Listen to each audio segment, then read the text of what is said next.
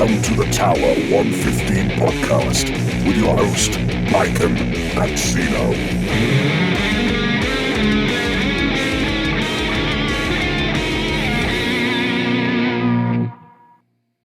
Welcome back to the Tower 115. I'm Zeno. And I'm Lycan. And today we're joined by Pathios 7, aka John OJ. Hey. So let's give the audience a little background on how we met. So pretty much we were just Go ahead. Sorry. We were just talking on Instagram, and I saw like all the videos that you were making and how good of an audio, how cool of a production you were doing, and I asked you if you were willing to do a collaboration with us, and to my surprise you said yes, so thank you. Of course. So if you guys didn't know, the intro for this video was made by Pathios. Besides the little like narration, everything else was his, so I just want to thank you formally for doing that. It's awesome. That's really great. Yeah. But before everybody thinks it was all me, I use royalty-free drums. By the way, all right. I'm not good at acoustics acoustics. I'm not good at the drums, so those are royalty-free. Hey man, we won't tell anybody. We can cut that out and just say you did it all. Okay, cool. Whatever. No, that's staying in, boys.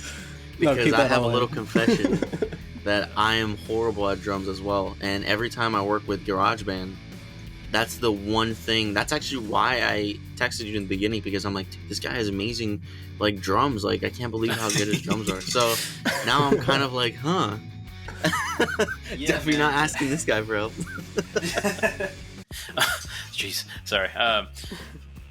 But yeah, that's exactly why the drums I use royalty free, because I am just terrible at picking like the greatest amount of like combinations of just anything with drums. So I'm really terrible at it.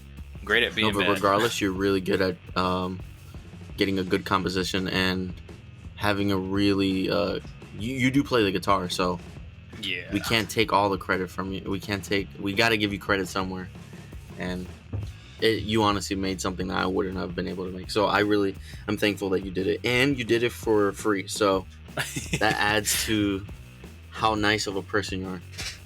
It adds to the greatness. So how'd you get into doing like 40K type of lore music? Well, why don't you sit down, have yourself a nice little whiskey, and I'll tell you that story. We're in for a story. Oh yes, son, you are in for one. I basically just was obsessed with 40K and decided to make music. So, I went to college for music, basically composing. Like I was working to be a conductor on stage. Like that was my end goal. Really? Yeah. So it started off hardcore, what was called an armchair theorist, where like you can analyze the sheet music and just be like, all right, it's a symphony now. Wow. That was garbage. Yeah, that was the idea of what I was supposed to be able to do. Clearly, it didn't work out. I got into the military, and then I had more time to, research the lore, get into the things that were being updated, and when I finally started to get into combining the two, that's when I realized, hey, this is actually a good idea, because what is more metal than chaos? Nothing. I agree. Yeah. That's what got me into the lore as well. Yeah. So back in my high school days with my band, I didn't have a lot of metal being played. We did a lot of different types of music. Compositions were still great. They were still fascinating. I remember we went to a blues/metal venue, and you had all these metalheads staring at us in awe, and they're just like, holy crap, this is some good ass music. And I'm like, yes, we're we're reaching out to others. Yeah. And the whole time in the back of my mind, I had like a little devil that was for metal, and was like, good, now make the metal. But it just wouldn't happen. Because not everybody could do metal. My drummer wasn't he wasn't like proficient as he is now, and I was like the only ones working on metal on my own time. So when I finally broke free of pretty much having restrictions like that, I just went wild. Yeah, I remember a few years back we were trying to get a few of our friends into music so we could kind of do a band thing, and it didn't work out either. Long story short. Yeah, that from I've been told also, like, during high school when I was in the band, they like I remember this one person pointed out, they're like, "You're like the mother bear of the group." And I'm like, "What? What does that mean?" They were just like, you organize the whole practice, like you sit there, you're making sure people are doing their thing, you're making sure that they're progressing with what they need to progress with, and then at the end of the day, that's where the progress is. Like, I just, like, they never saw me really working on me, but clearly I worked on my own talent behind closed doors, because during practice I'm trying to make sure everybody else is at the same level, because I created a lot of the music myself, but I had ideas for them, and I was like, hey, what about this? What about that? Like, yeah, that works. That works what you did to what I was, what I was trying to do. I like it. So I was really kind of like the leader of the group a little bit. And then naturally trying to do that, and then going through college, I developed the ability to really make music, from a different standpoint, because I didn't just start off guitar pure and solely guitar, so I was able to reach into everything else and just be like, all right, I'm making a little sandcastle, and then like I needed money, so I joined the army. So how young were you? So how young were you when you joined? I was 20, and then it was the worst time in the world. I turned 21 in the military during basic. Holy crap. I tried, really? I tried to hide that. Of course, there's onesies and twosies of people that knew, and they mailed me some BS that obviously got me in trouble. And then day of my freaking, I can't remember if it was either Halloween or if it was my birthday, we went through the gas chamber. So it was just like, wait, what? Yeah. Because I was still in basic, so I was just like, all right, I'm having fun on these great days. So yeah. Well, tell us a little bit more about your time in the military. And how that impacted your hobby. Oh yeah. Dawn of War was my first experience with Warhammer, 40K at all. I just remember seeing the Chaos Space Marines and the Space Marines on the cover art, and I was like, whoa, this looks awesome. Yeah. So that was my first experience. Played the shit out of that. Yeah, that game was good. I bought a Justicar and a Chaplain because I was obsessed with the Grey Knights, and I was obsessed with I'm not going to reveal his name. If you go back to the first Dawn of War book, the Chaplain that always helped Gabriel, you'll see his name and you'll realize the connections, but I'll leave that to you to figure that one out. So it's a scavenger hunt. Yeah, you'll figure it out. So I was obsessed with those, the Chaplains and the Grey Knights, because Alaric was obviously a Justicar. He was awesome in those books. So I bought 2 little miniatures back when they were still pure metal, and I was just like, yeah, what do you do with them? So I didn't really know what to do, didn't really pick it up, went into the military, and after boot camp, after all the basic and all the terribleness of that, my mind was just dead of creativity. There was no creativity. I was waiting for somebody to tell me what to do. Mm-hmm. So I'm sitting in the barracks, I have my guitar acoustic, and I have I have my laptop, obviously play games and crap, and then I had a mic, a little I can't remember, it was like kind of might have been like a Samsung mic or something, but I sat there and I was like, you know what, let me try to make some music here. So I would record a little bit, and I was trying to just, at first I started with creepypastas. I was like, these things are starting to take off, why don't they just call them horror stories, why are they called creepypastas? And then I started just listening to them, and obviously Mr. Creepypasta, before he revealed his face, this is during that time, right. And I was like, hey man, I emailed him or I messaged him, I can't remember, back when YouTube still had messages.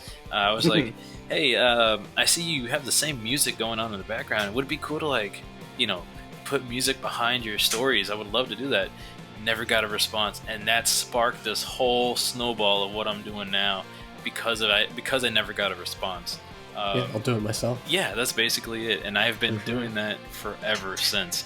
And when I started writing, because my main thing, like with these audio dramas that I do, is the writing. That's been the it started with the music, but when I was writing the stories, I was like, man, I really need the writing to fit the music, because like I can make awesome music for things, but I need the writing to match. So I started writing even more, started learning more about writing. I became a writer basically from it, and like the music was just perfectly matching up. And then basically I got into Warhammer from that because I'm reading the books, listening to lore, and I was like, man, freaking love just the stories, So years later, because when I started the audio dramas, it was creepy. It was the creepypasta. My very first one is still on there. Clearly not my story, but I freaking loved it. It was like a darker version of Frankenstein, and then I started like shotgunning my freaking writing. I was going from zombies, I went over to sci-fi, went over to western, and then so I have all these great like writings ready to go. They're just waiting for the production. But I was like, man, I'm not focusing on anything. And during, like in between all this stuff, I'm listening to Warhammer stuff. Because I was obsessed with it still. I never lost it. And then I started just thinking about it, like, you know what? Let me write something small. So my very first one was the Heathen's Intent, and that is the entire that's the entire story that's being written. But it started off with the prequel. I asked my friend that I work with, I asked him like, hey man, I know you're into Warhammer, would you be interested in, writing something, because like it's just me doing all this stuff, so I always try to collaborate in any way possible. So when he told me, he was like, yeah man, I'll be willing to do that. He wrote the first part of The Fall of Constance. I wrote the second story in there, and then it just started going and going and going. So I started. That's when I started the Warhammer writing. I started getting heavy into it because I would just nitpick little by little. I always got a story there, but I never finished it. And then The Fall of Constance was that very first one, a collaboration between me and my friend. And I freaking love him for it. He wrote an amazing story. I kind of wish I could go back and redo it, but I don't want to touch it. It's perfect the way it is. It's fine. It's good. Whatever. We move on. But yeah, from then on, it's just I started expanding more on those and writing more. Okay. Nice. I actually noticed that you haven't said anything about painting models or really being in the hobby of the actual 40K universe. So I know you have a story about that. Do you mind sharing it? Yes. I will tell you the fateful day that turned me around from doing any types of model paints and everything. No. Oh man, it's a terrible one. And it's one of the reasons why I'm Pathios Production. That's a beneficial name. It's supposed to be benevolent to anyone and everyone that as many people as I can be benevolent towards, in return that they collaborate with me in some way. That's all I ask, right? Mm-hmm. The reason why, the very reason why I did this is because back when, like 2013 or so, I don't even remember, I was going through some hardcore crap in the military. We're talking like rucks every other week. We're like just constant like physical. I don't even remember why. It might have been. I think at this time I was trying to get into the Rangers, so I was really training up for it on my own, putting my body through hell, and I finally broke in some way. My knee, like I can't remember what I hurt, but it hurt pretty damn bad, right? So I'm like, okay, cool. I gotta do a 12-miler before I go home. That's great. I like getting kicked in the ass before I get to go home. So I do the 12-miler. I get hurt on that ruck, but I managed to go through it, and like really cool time back in the day. I'm like, yeah. all for nothing, just to get hurt. I go home. My cousin's like, "Hey man, let's meet up now that you're back home." Because my cousin, I was trying to explain lore to him because I was like getting into it, And I was like, "Yo man, Warhammer, Space Marine," So I'm explaining some stuff to him, and he's like, "Yeah, let's meet at a Games Workshop when you come back." So I finally met up with him. And I'm limping everywhere. I have to explain how this worked out because it helps set the scene for what happened to me. My friend drives me because I'm at the point where I really don't even want to drive. Like my knee is pretty hurt, so I take my friend that I used to just game to like 5 hours at a time on a single Dawn of War game because the freaking AI is massing org, So. Me and him, we're like, yeah, Games Workshop, let's do this. I walk in and I'm limping the whole time. There's about 2 customers besides me, my friend, and my cousin. This place is pretty damn empty. And then there's 2 shopkeepers. I don't want to call them nothing else.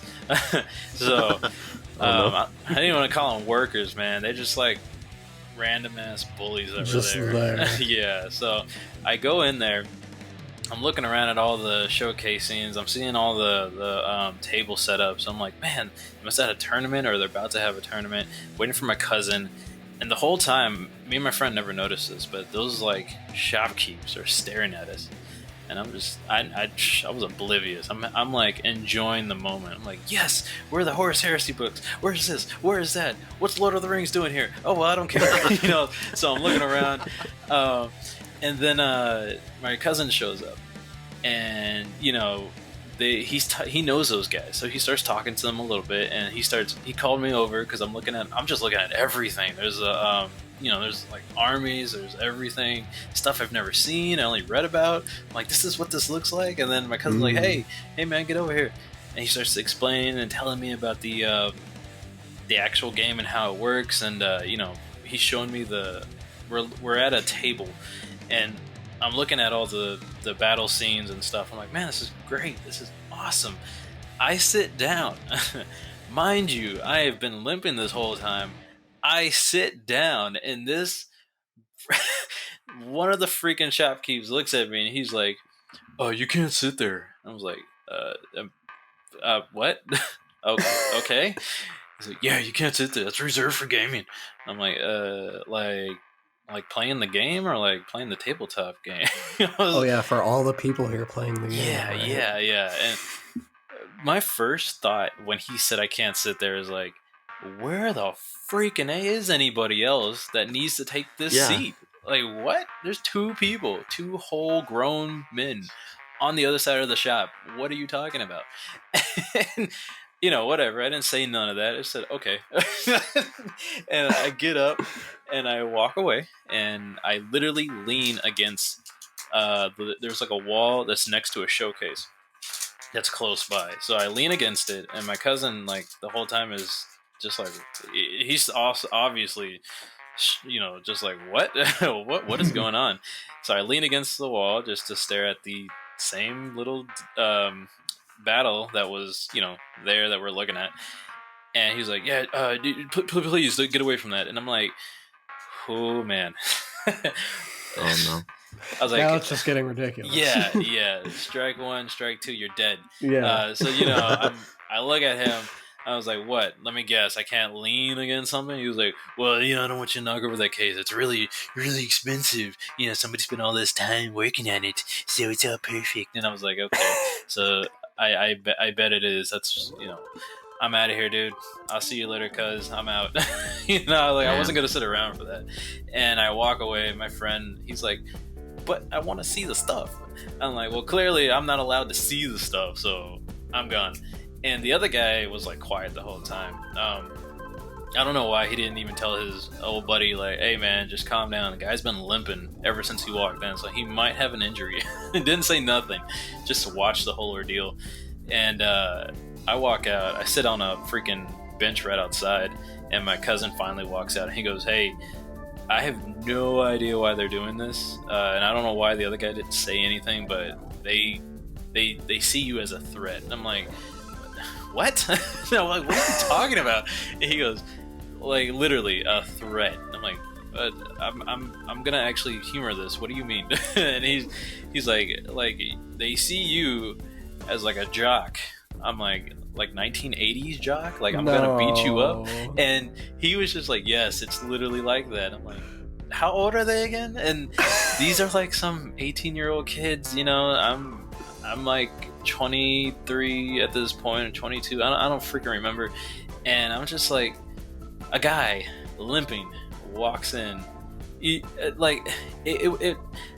didn't know what to ask. I didn't know. Like, what? This has never happened.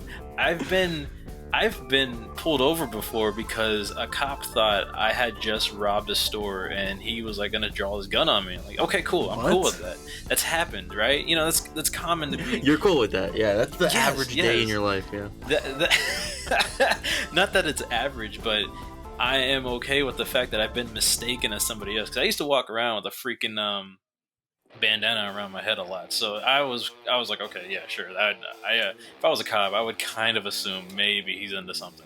It's funny, we have a kind of similar story. It's a little long, but I'll get to the point just because it made me think of it. Okay. It was like we were out at a comic book store far away from where we live with a big group of friends in the car, and it was midnight. I was dead tired, and I'm in the back seat just like half falling asleep, and my friend gets pulled over for no reason. Yeah. And so the cop comes over and he just looks for whatever reason, I don't know why, he looks straight at me and he's like, y'all boys been out drinking tonight? I love no. I love when they single out somebody that's just clearly not paying attention, and then you're that's how it was. And I'm like, I'm not even driving anyway, so even if I was, why do you care? Yeah, right. It was so awkward. Yeah. But anyway, go on. Yeah, so I'm used to that. Like that's cool with me because I kind of was in bad areas dressed like that. Okay, sure. But being mistaken for somebody that clearly would want to, like, these guys thought I was actually gonna hate on the hobby, on the store, on something. Like they legitimately when you're thought, obviously there, entertained by it, you know. Yeah. So they legitimately thought I was gonna walk in and I guess just destroy shop. And I was like, so you're telling me these two skinny mother really thought I was gonna do this? And he's just like, yes, they, he explained to them like, yeah, they're being assholes, and clearly, he's like, gave him the whole military spiel. He just came back from the military for a little bit of leave, and now he's getting all this hate. Worship our military, and I'm just like, yo, you ain't gotta say all that bullcrap, but you do gotta tell him I'm injured. That's kind of a big deal. That's kind of the reason I needed to sit down, because my knee freaking hurts. And I mean, it's unfortunate that happened to you, because I mean, so far we've had nothing but positive experiences. Yeah. With our local area. I think that you were literally just saying that we look nerdy and geeky. Oh, completely. I had not run into a normal person until I got into the military that was into Warhammer. And I apologize for everybody that is into Warhammer and looks at, what is considered geeky to anybody else. But that's what I saw before I got in the military. Like, it was these, and you know what? It might have just been gatekeepers. That might have been the reason why back in the day. I think you just had a really bad experience, if I'm being honest with you, because every person that we have met in this hobby so far, excluding a couple outliers, right? Yeah. Has been, you can run into a 40K player and you will not know it. At this point, I think maybe it's just because at the point that we are, there's a lot of, I don't know what's the timeline of this occurrence? I'm sorry to interrupt, but this was all prior to Warhammer getting big, like like how it is now. Yeah, so and I mean, I do not.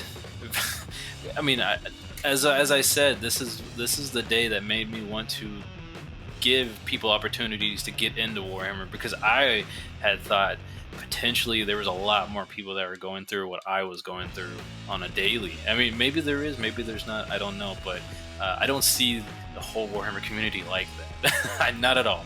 I've run into plenty of nice people. Yeah. This was an isolated case between some weird guys that clearly had a small store to run, and they had regulars, and I just wasn't a regular. And something else small that they needed to compensate for. Yeah, when you got small hands, it kind of happens, man. You can't reach the books. You got small hands. You got small gloves. But yeah, moving on. Next subject, next question. I don't want to keep that story going forever. Doing what I do now, I always reach out to somebody, whether it be. I mentioned this because this is like my famous successful story of reaching out to somebody that's actually in some sort of status and popularity. I've reached out to numerous people looking for voice actors, and I've actually reached the voice actor of Marceline from Adventure Time, and wow. I spoke with her, and it got to the point where she was cool with doing something on a project. I was like, yes, and then that's awesome. But she tells me, and she told me, she's like, hey, I can do anything on any project, but it's got to be a SAG project. And I was like, crap, I'm not gonna pay no fees. I have a friend that's he's a SAG actor, and we were trying our damnedest to get me at that point where I can have a SAG project, and it never happened. I tried so hard because I was like, I have this potential ready to go, but it's not happening. and then I just dropped it. I'm like, it's just not gonna happen. But there's plenty of people I've come across just reaching out and being like, hey, I see you narrate Warhammer, or I see you talk about Warhammer, and you've seen it come back to me in some way of like, hey, you do awesome music. So I appreciate you guys reaching out to me anyways for that, because it just shows that my beneficial nature is at least helping others.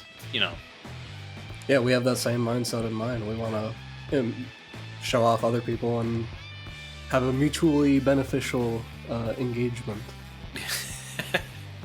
Yeah, don't want to hurt nobody now. Don't anybody dying out there. But yeah, the Warhammer community I've been running into has been really cool.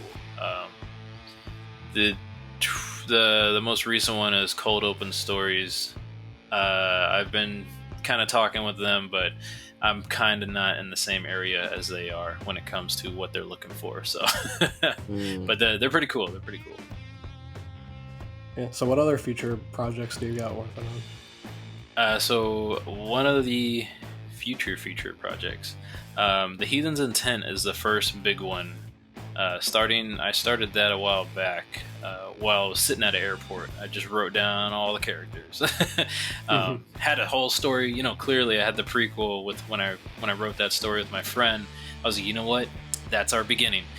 And I have a 10 episode series for that. And that's going to be like said and done. Nothing more, nothing less. Side stories potentially, but that's if it gains enough popularity and I see enough people wanting to see it, because putting effort into side stories takes a lot. So Heathen's Intent is a big one. Yeah, because there's so many that could just branch off, but Heathen's Intent. I'm laughing because I know. Yeah. Yeah, so there's the first one. Second one that I've started up recently, like really recently, is I'm not going to reveal any of the actual name, but it has to do with the Night Lords, and it's kind of Xeno.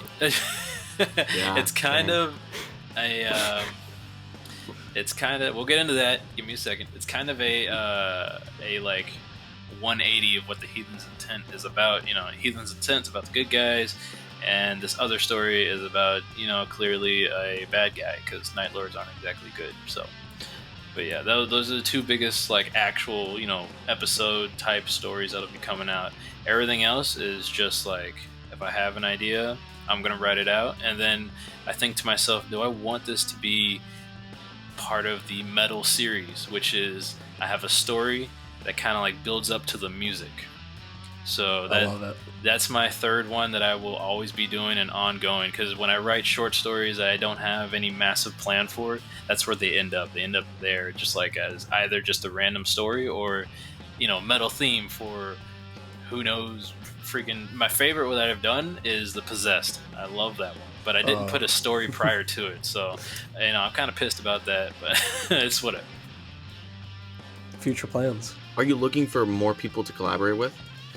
All the time, dude. I am so eager to, see new talent, to keep new talent, and to actually have returning talent. Like, that's my biggest thing is, we can collaborate, but I want to keep collaborating in some way, whether it be months down the line, whether it be the next day, the next project, whatever it is. I'm always up for it, because I hate seeing rejection, and especially when they're really good people, not like towards me. I can get rejected all day. I've seen it my whole life. But when I see good voice actors not get something somewhere at all for like just being, too many people have tried out, and then there's so many good voice actors that don't get any of the roles because it's like there's just way too many. That's like it could just be that. It doesn't have to be the fact that they sucked at something or they didn't match it. Just too many people, like whatever the rejection is. I hate seeing it because there's so much good talent out there. Are you looking I'd love for to give you some recordings. Are you looking for musicians as well? That's a tough one. I'm not gonna lie. Yeah, Pathios Productions obviously has been all me, from the editing to the writing to, almost all the music. I work with a sound engineer now. He's in the UK, and me and him are like brothers, man. We are just 24/7, trying to do stuff. Whether I talk to him 3 weeks later or the next day, we're working on something. And he's been so freaking good. But I completely trust him. That's the problem. Is like it's really hard to hand off music to somebody and completely trust them. Only recently we're talking like the past 3 weeks, have I branched out to another musician, and I was like, hey, you want to collaborate on some music, like, but you'll be in control, not me. Tear rolls down my face. It's a hard one to do, but it's a necessary thing I must do, because being stagnant is a very bad idea when it comes to being an artist in any way. Yeah. You'll notice it in people's stories, from their writing to their character creation, to everything about that story to the next one. It's like, okay, you kind of had the same thing going on 5 stories ago, so when you gonna do something a little bit different? Yeah, like the person that plays the paladin every match. My biggest pet peeve was when the creepypastas were coming out, and I kept hearing the same stupid piano music. Dude, I know. Oh my god. Or just the same stories. Like, I've heard the same Skinwalker story 100 times. And then I woke up and I had some coffee. Right. It's just like the same crap, the same narrative. You just want to... Or it just gets dumber, where it's just like, oh, I stood up really tall and I spooked it away. Something dumb like that. It's like, really? Oh, man. That's exactly it. That's the saddest part. Because it's so sad, because that's exactly the problem. And it's like... Exactly. And then these narrators say the same way. And then I went out to the store. It's like... And did something completely stupid that would get me killed. Yeah, if this was real. That's why it completely breaks your immersion. Yeah, right. And that's why I freaking love collaborating, because I take a gut punch every time, and I'm like, do I want to be that a-hole that says, hey, thanks for the progress you've done, and never put it in something, or do I want to freaking take it and take the gut punch and be like, all right, I'm gonna find a way to put this in here. I will find a way to use it, and if I don't, I will go back to that person. I'll be like, hey, let's hash this out together. Am I going to take that effort to go the extra mile, give this person a chance because at their very beginning? And that's what I've done with this one musician. And the VST that they use, not really what I would want to hear, but I told them I would find a way to use it. I don't care what it took. I would do my damnedest to find a way to use what they made for me. Because first off, musically, it's actually pretty good. It's not bad at all. It's just the VST. Whatever DAW they were using to make out Fruit Loops, that's what it was. Good old Fruity Loops. The VST was terrible, and I was like, ooh. I was like, if you can manage to find a good VST while I'm trying to do this, please do. And, you know, I'm not relying on it, clearly, but, you know, I'm going to find a way, because it forces me to be creative. It forces me to think outside of what I normally do, which is my guitar and my VST with my DAW, you know? So I'm forced to do that. So that's why I like branching out, you know? Yeah, by the way, for the people who don't know and are listening and don't know what a VST means, it's just the software you use to create music, like virtual studios technology. It's fake sounds trying to sound real. So yeah, there you go. Little FYI. And a DAW is a program like Audacity or Fruity Loops. So you're pretty much just looking mainly for voice actors. Yes, but I'm desperate for animators, and I'm desperate for just more people who are willing to stick with me. Not that the people I'm talking to now don't when you start listening to this, but give me 1 second. That you were looking mostly for voice actors. Oh, right. And then, they're gonna hear this. Yes, voice actors. So when you hear it, you're doing awesome work, and I appreciate y'all for sticking with me. I'm always looking for new ones, though. No problem with that. But I take it, you know, I take it to heart when I can't find like people outside of voice acting, because the voice acting community is very eager to always do a project, and that's great. But like, you know, even the ones that drop off when they don't respond back, cool, whatever. I don't really mind, because there's always another one, right? Mm-hmm. When it comes to anything else, it is nowhere close. It's nowhere close to that. So when I find that musician, it's like, sure, I'll collaborate with you. And then months later, oh, yeah, and they just don't hear nothing. You know, I'm just like, what the hell? And animators are even worse. It's just like, it's like, no collaboration, money. It's just like, I know. Jesus. It's a lot of work. FYI, we're learning how to animate now and work with Blender, so... Oh, guess what? Always, you know... Obviously, we're going to continue collaborating in the future, I mean, if you want to, but... Yeah. For sure, you know, we'll help out. Yeah, I called a friend up when I got sick and tired of trying to find one. I'm like, hey, dude, let's just figure this out. We figured it out, and I made my intro for my Night Lord story. And I was like, we did it. We figured this out within like 3 weeks. Awesome. Right. Yeah. You know, and I got to because like, I will always, because I'm a firm believer, you make time for what you want. You always do. There's no ifs, ands, or buts about it. You really gear yourself to what you want to do. Even like in little subtle ways that you don't think about, you know? And what I like, I just like dive into it. I was like, I had gotten food poisoning like 2 to 3 weeks ago, and I was at the ER getting an IV so I don't pass out. And oh my god, I was like sitting there, and I was like, man, I'm gonna be sitting here for a while. You know, I think it's a full bag, and I'm sitting there like, God, it's dripping so slow. So I called my sound engineer, the one, you know, that freaking like a brother with. I was like, hey dude, I was like, hey dude, I'm sitting here.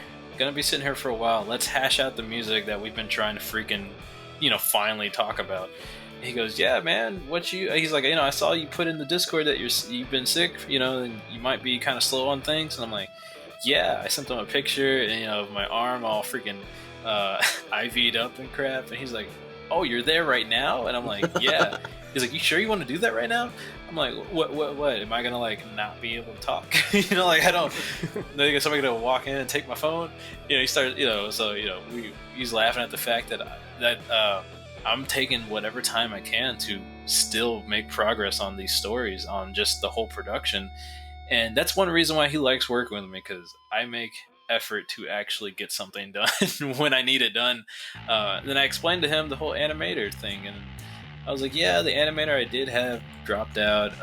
He made a few little intros of Pathios Productions, and that was it. He's just like, screw you, I'm out. So, then I was just like, I had to figure it out on my own, man. And we figured something out. And he goes, dude, you got some freaking dedication in you. And I'm like, yeah, I want to get some. It's just me. I got no help.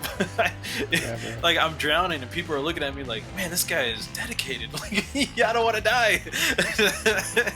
So I'm always looking for somebody to help out. For sure, man. Yeah, I mean, I know that you have a busy schedule right now, so creating just a small intro for us was like a pretty cool thing, and I'm actually really appreciative for it.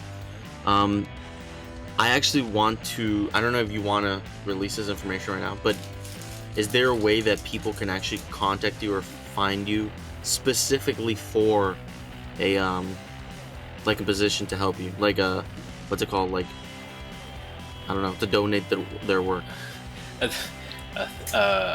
So I don't exist. I am not here. I never was. No, I'm just kidding. That okay didn't sound too happy. Okay. The Instagram is one of the quickest ways to get a hold of me. And like, whether it be donation for, a project, or whether it be like, hey dude, your music is actually good, the way y'all reached out, I'd like you to make something for us. I will always make time for what I can. Y'all reached out at a time. I was gonna do it like real soon, but I had gotten sick, so I wasn't able to. And like that little intro I made for y'all, it took such little time because it was an intro.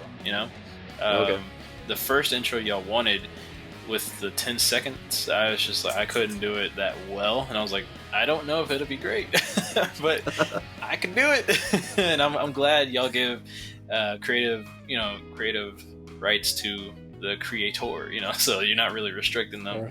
And hint hint, nudge nudge, everybody, they give creative freedom. So if y'all want to help out with them, reach out. If you want to help out on the podcast. Sorry, man, I had to give a little plug for y'all. Thanks, man. So, it's great. I love creating intros and outros for people because it's one of the easiest things to like just knock out of the park. No issues. At the same time, I had started doing it for narrators. There's like one or two narrators I actually reached out to, and they wanted music, and I made it. It's on my channel. I like doing that because I love to hear people get away from the typical little piano piece that is always played. Yeah. You mean something like this? You son of a bitch. Yes. Exactly. Sorry, dude. You literally said the name of this audio on the website we use for recording Zencaster, by the way. It's called Dramatic Piano. I'm like, dude, I have to play it. So it's not exactly the piece because there is a single artist that's always used, and I can't remember his name. Okay. So there's a piano piece that is common in like literally every creepypasta narration, and the only reason why I remember it is because it has a stupid little effect of like a wobbly note when you hear it played.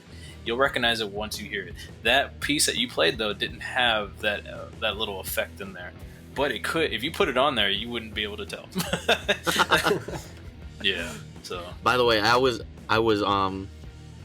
just lost focus, but I actually wanted to ask you, because I know you mentioned to me this in private. Do you allow people like other YouTubers to? It's like pretty much okay. Sorry, let me gather my thoughts and words. It's okay. Is your music royalty free? But you have to give credit to your production, your studio. Yes, sir. You can do such things, but you must let me know ahead of time. And clearly, yeah, all I ask people to do is to, like, put a link. Hey, this is where it came from. Bam, it comes right back to me, and I can maybe somebody wants an actual custom piece like y'all did. Like, hey, I like it. You be interested in making something for me? I'm like, yeah, sure. That's the whole point. That's the whole purpose, to get my information out there so people can be like, this guy's great, and he makes music for people. Awesome. We need something for our podcast. Bam, there's another person. Dude, yeah. I mean, dude, honestly, if anyone's thinking of bringing you on to another podcast, I recommend it because I'm assuming that you have a lot more stories. And you honestly have made one of... I'm gonna go back and listen to this podcast because it was you honestly have some really cool stories, man. And yeah, I got a ton more. I got hey, man, we'll bring you back now. on. But yeah, so you definitely want people to like just check with you before using Mount Music, like contact you on YouTube or Instagram before they even use it, right? Yeah. You can leave a comment and ask. I prefer more direct because first off, it lets me know that I'm dealing with a person. Yeah. And then for any type of especially for collaboration, I need to at least talk with you in some way that's more direct than just a YouTube comment, because you know, like, it's gonna be effort. It's gonna be a little bit more tedious work. Y'all already private know information too. Yeah, you know, I started asking y'all questions right off the back, like, hey, what are you looking for? Are you looking for it to fade in? You know, whatever randomness that music is, you know, there's a lot of just different ideas that I don't think about that y'all might be thinking about that you would want. And the only thing y'all told me was make it fit with the, you know, the guy saying, welcome to this. And that was it. And I was like, cool, I can work with that. Yeah, dude, honestly, we like to give as much freedom as possible, because if we're pretty much creating it, like the idea, then we're never gonna we're never gonna come out of our cocoon, pretty much. So to bring a lot of artists' point of views to a piece is what gives something that feeling of, wow, this is amazing. This is like when you see a really great movie and like stuff that's done by Steven Spielberg and really great actors, you feel that energy that comes off of a piece that's a lot of minds have gone into and a lot of perspectives have been used to create that piece, that masterpiece, right? Yeah. So that's why we always want to give people the whole, like, yo, bro, do what you want, run it by us so we know that we're okay with putting it on a show. Yeah. But I don't care, dude. You do you. You know? Yeah. That's as a creator, it's one of the greatest things. Yeah, because I've honestly been told, hey, do what you want, and that's the feeling, the best feeling in the world. You're like, yes, I'm gonna do everything. You have no idea what you just asked me to do. Yeah. I got a quick one for that. Back when I started creating some sort of theme music, I did one for Venom, and I never finished it because the guy I was talking to about it, I'm like, hey, this is what I have. You know, what direction you want me to take it in? He literally told me word for word, scrap the whole thing and make it like this. And he gave me a really crappy version of like some metal band that's like one of those. It sounded like Avenged Sevenfold, but like with really crappy guitar. I just stopped talking to him, like, all right, man, and then I just never said anything after that. Yeah, I mean, it's like, you might as well do it yourself. Why do you need me if you just want it this specific way? Yeah, because clearly I tried to make it kind of intricate. I even voiced what I tried to like make it as close to Venom as I could when I put it in the in editing, and I was like, I said a quote from the series, there's no more Eddie, there's no more symbiote, it's just Venom, and that's that's in there, and it had this like creepy sound, and he didn't like any of it. So yeah, it's always great to have freedom. Yeah. No, if your work is not going to get appreciated, then why work on it? Especially if you're doing it for free. I'm assuming you were doing it for free, right? Yeah, I've never been paid for any of it. I would like to. Hint, hint, nudge, nudge. But I've never been paid for anything. Yeah, man. So, thank you so much for everything you've been doing. Thank you for your service as well. Like, genuinely, I'm thankful for your service. No, I don't accept the thanks. I don't accept your thing. I didn't do it for you. Did it for money, so no. Soldier of fortune. Hey, Hey man, I was losing my parents were losing their house. For 2 whole years I sent half my check to my parents, dude. So yeah, I did it for money. I know, damn, bro. Yeah. Pulling the heartstrings, bro. Damn. No, it's all done, man. It's not like still going on. They're not homeless. I turned around their mortgage, so they're living good life now. That's awesome. That's awesome, bro. That's awesome. Yeah, we're trying to build a awesome community and hopefully a future business that lets us help our loved ones and But yeah. I'm so glad that you.